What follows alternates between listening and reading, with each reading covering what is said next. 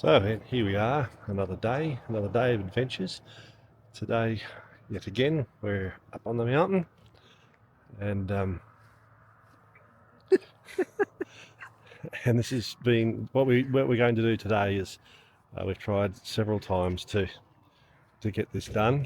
One time Elena was sick. One time, three of us got on, and I was throwing up all the way up the road. And this was my final throw up spot. And when I threw up here, the tour people said, listen, maybe you should think about not coming any further. So this is a record for me. I haven't gone any further than this. But there's a few things to do in the mountains up here today, so we're going to be having a look at them. And I haven't been throwing up today, so we're right. The other thing, of course, is that we've just had sometimes they just cancel on you. You book your seat, but if they don't get all the seats sold on the minibus, then they just don't go. And you find out a couple of hours beforehand that your plans for the day are over. So, darling, what are the names of these Russian places that we're going to today? That's not a Russian place, it's actually Kyrgyz names and Kyrgyz places. And nice and loud so we can hear it. Alright, the name of the first place is called Kok Moynok. Listen, there's really no reason that you should be swearing. I just asked you if you could possibly just tell us the name of the places that we're going to. Right, okay. Don't explain what they are. We'll see them when we get there, but just the names. Now, the names. If we could just have the proper name. That's the name, Kok Moynok. Okay, well, after we've cocked your knock, what do we do next? Okay. The next one is a burning water.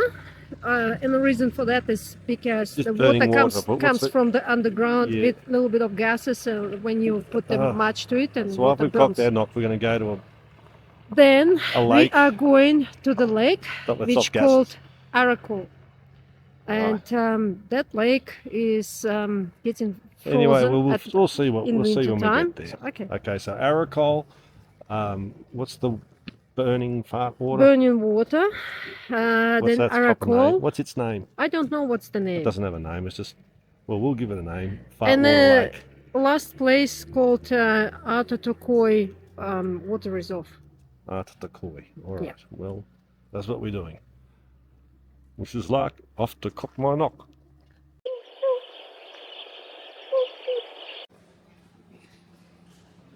You have to pick up a snack here.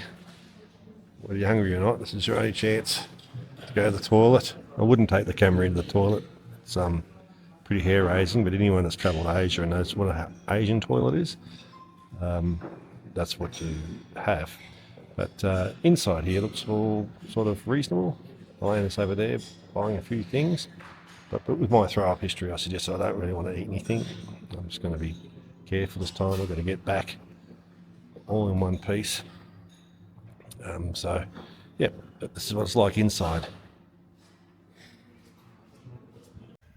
And this is what our food stop, the food zone, looks like from the outside. This is far better than the other places that we've visited previously on the mountain. And that's our transport. So people are milling around, getting back on, so it's time for us to go. So if you ever find yourself getting the urge to Kok Moynok, this is what you've got to look forward to.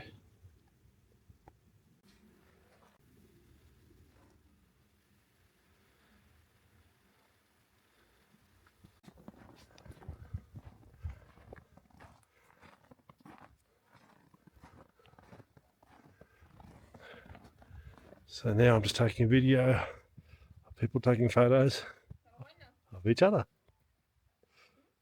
So there's a rumour that this place, Kok Moynok, was the inspiration for the 1970s smash hit Knock on Wood.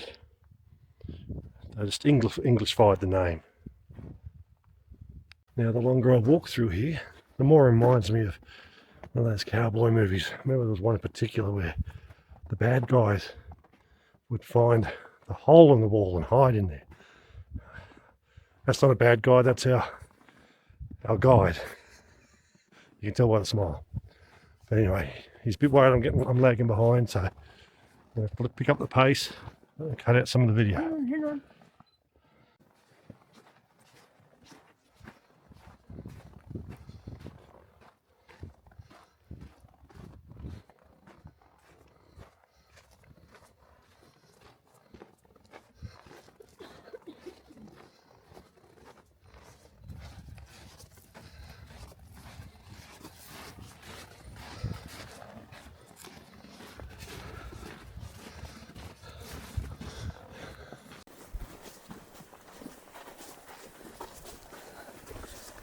It's unreal. Unreal.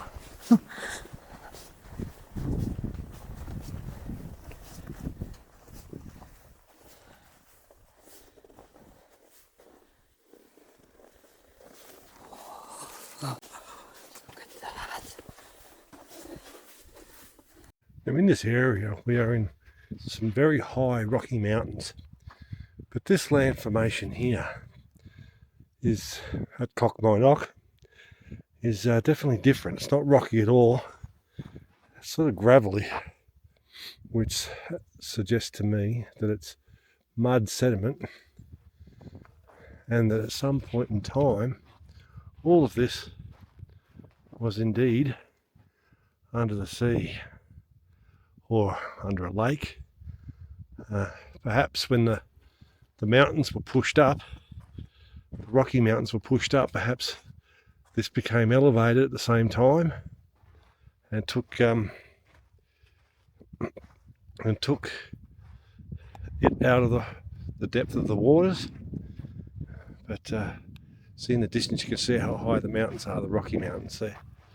They've been pushed up with earthquake activity, but here it's mud and gravel, and you can see the erosion from the snow and the rain taking a long time, obviously.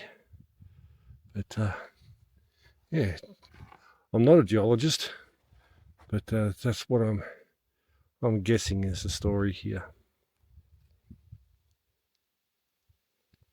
This looks like it could be a dead end. Might be stuck here cooking my knock for the rest of my days. But I know, thankfully nature has left us a passage through. Not a very large passage, probably. I don't think you'd even get a horse through there, to tell you the truth.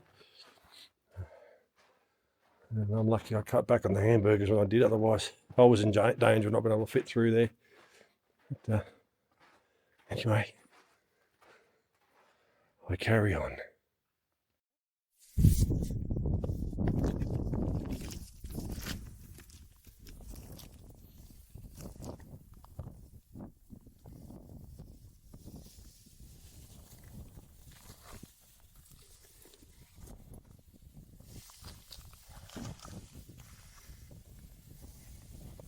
And here we have sediment formations in front and the massive earthquake-induced fold mountains, I believe, in the background. And that's it for this part of today's adventure. We're heading off to another place, and I can't recall which one it is actually, but we'll see soon. Welcome to Ara-Kol. Now, what this place is famous for is its lake. And unlike most lakes, it's hard to swim in it. Still there's people walking on it, including me. This lake is frozen. And that's what we're here to see. The frozen lake of Ara-Kol. And Elena has gone as far out as she possibly can. Far away she can. I hope she gets some good photos out there. But I'm going to take me probably all day to try and get to where she is.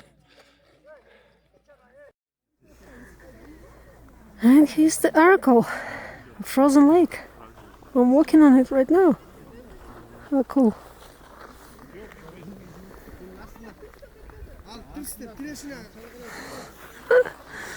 That's what it looks like.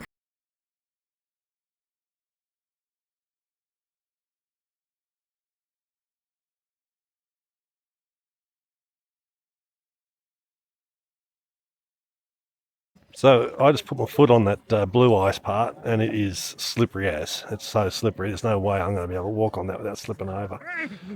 The way my legs don't function very well. And but you went right out in the centre. What did you see out there? Oh, it's just exactly the same as it is here. And my shoes probably very stable. They're not very slippery. Yeah, you can walk on it. But No problem. you don't see that it's a bit slippery for me? I think our shoe soles have very, very similar surface. But I would suggest to take one of those sleds, and I'll push you around. You love it. You push me around a fair bit. That's for sure. It's a different way of pushing around. How about one of those sleds? You really just want to push me around a chair? Yeah. Okay. If it looks like fun to you, how much does it cost? I don't know. I have to ask. Right. I'll let you know after I ask them. Okay, I suppose if you want me to do it, I have to do it. You have to do it. Okay. Okay. So it looks like we've gone the full hog here. And so you found yourself a chair to sit on.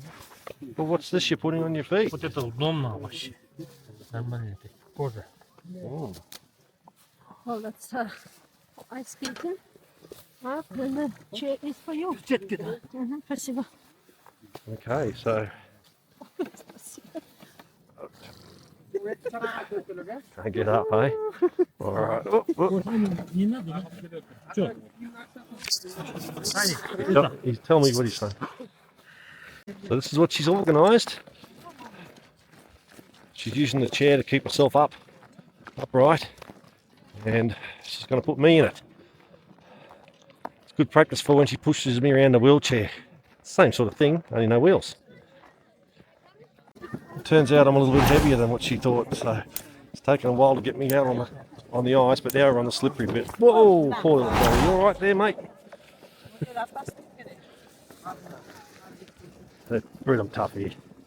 Not like Aussie kids. So, you're doing a good job there, chicken. The second time I'm doing my ice skating. Oh, Second time in my life. well, you are getting very adventurous, aren't you? Well, you only have one chance. Is it exhausting, Dave? No, that's fine. Can hear you panting and carrying on. Having fun. Well, what worries me is you can see the bubbles under the ice, and you're saying it's like 2 meters thick, eh? Well, we don't know for sure. Oh, I don't think we do we? They told us from 60 centimeters to 2 meters. Well, there's somebody here that's clever enough to save me, isn't there?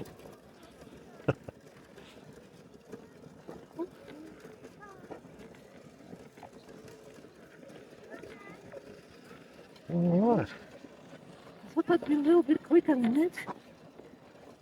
Yeah, because you're just pushing nuts. You're not actually skating, you know, so you're not sliding, you're probably just pushing.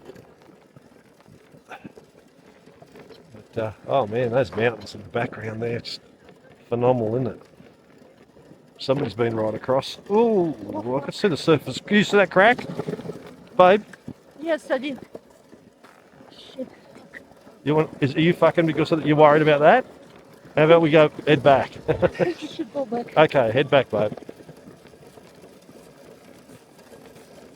I think the trick is to don't go over where someone else has already been, because that's scouring it, and then we scour over the scouring.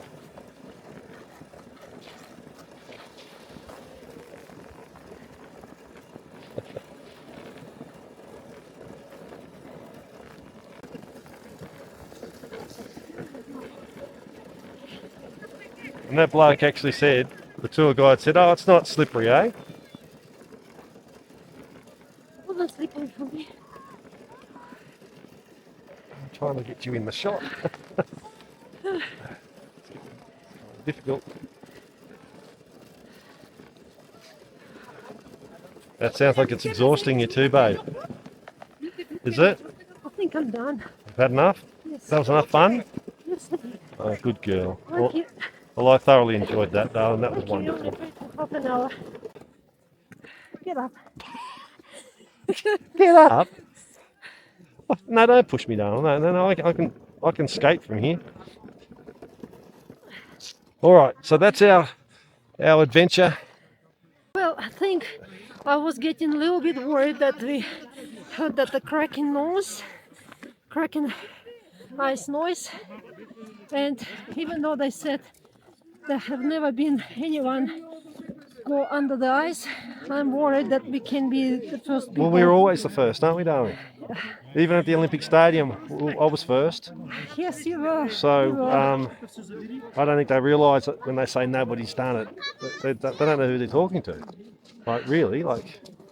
But anyway, I think that's the end of our what's it? Ara-Kol?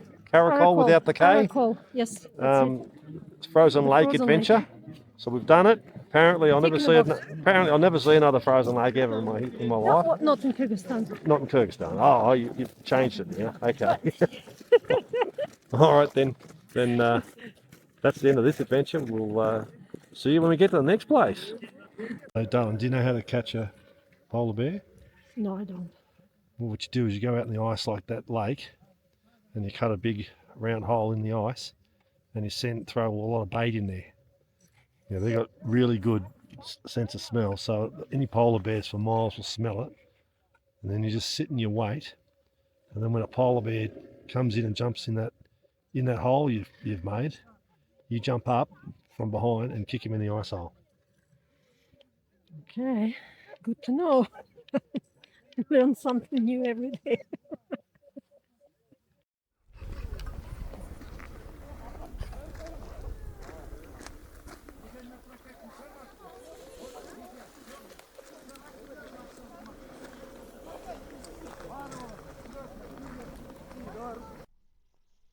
Help us grow, like, share, and subscribe.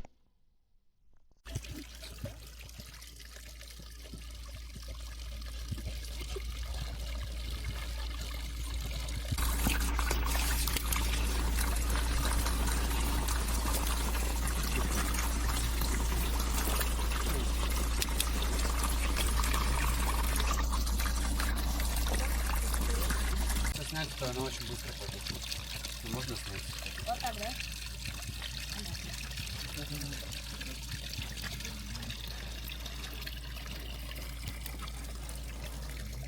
Тут эффекта не будет, потому что... And so that was our next part of our adventure. Just stopped off here. It's like a perfectly good little irrigation system. Water's coming up from underneath the ground, and it's full of gases, and you can ignite the gases. So that's what we're here for, to see the flaming water. So yeah, it's just hurry up and show us your flaming water, and that's it.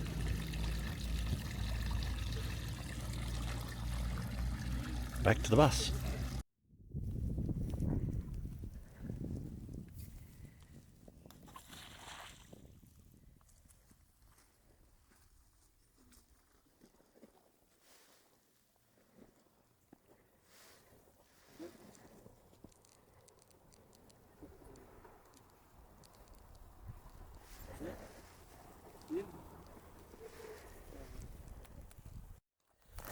And this is beautiful. Вот такой water reserve.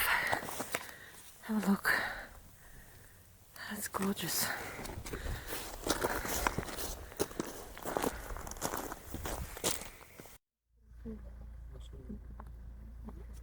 This is beautiful. Вот такой water reserve. It's been built during the Soviet era, and this water is used by the local farmers to water their crop. This time of the year the water is full, and at the end of the summer water is nearly gone. So Turns out this time of the year is the best time to travel and see all this beauty.